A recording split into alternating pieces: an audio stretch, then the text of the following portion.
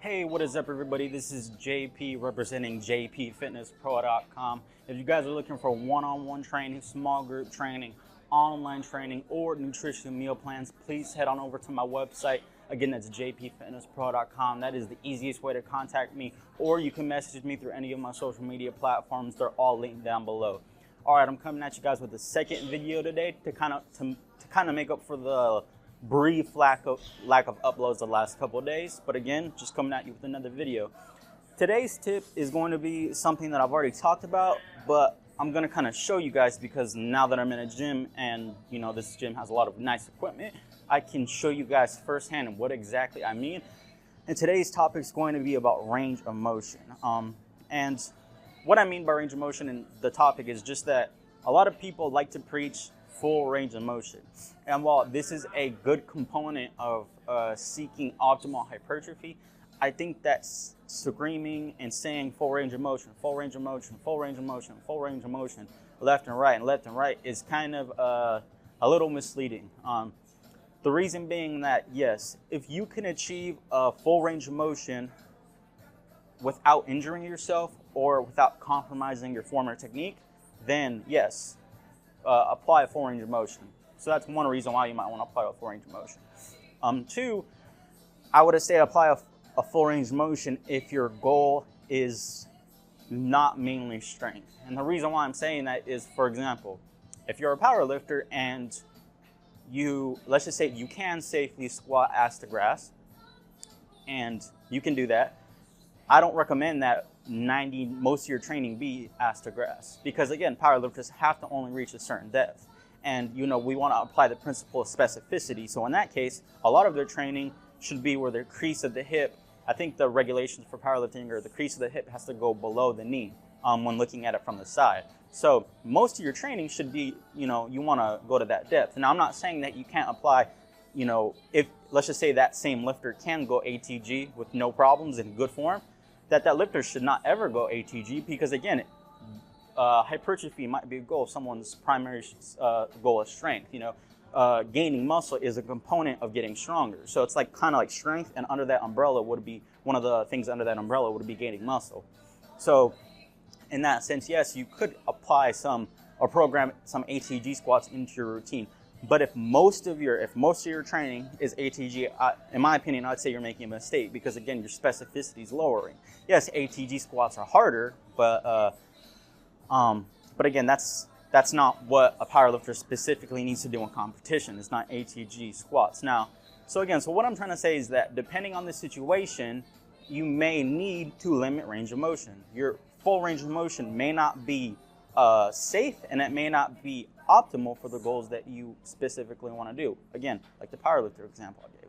So let me give you an example of something that if you're just doing traditionally, you're not doing some weird modification like 21s or something, you're just doing traditionally, that I think that you should almost always go full range of motion. And there are lots of exercises that fall into this category. And one of those is bicep curls. Assuming you have no elbow injury, or assuming you're not doing some special modification like 21s, bicep curls are something that I see beginners all the time shorten the range of motion. They don't come all the way down. So let me give you an example. Again, assuming that someone's doing regular standard curls and they're not doing some special modification, or they don't have elbow or bicep injury, what I see is people, they curl and they stop usually about right here. And again, this is kind of shortening yourself just on the range of motion. You want to come all the way down. So curl, come all the way down. And a good indicator of you coming all the way down is to at the bottom of the range of motion is to flex the opposing muscle group. So at the bottom of the range of motion, if you truly want to make sure that you fully lengthen that muscle and use a full range of motion, you want to flex your triceps at the bottom. That's a good, because think about it, if you come right here and you flex your triceps and your arm can extend more, then that means you didn't go to a full range of motion initially. So I recommend you try that tip. Now, a good rule of thumb is that a lot of isolation exercises fit into this category. Now, all of them do, but some of them do.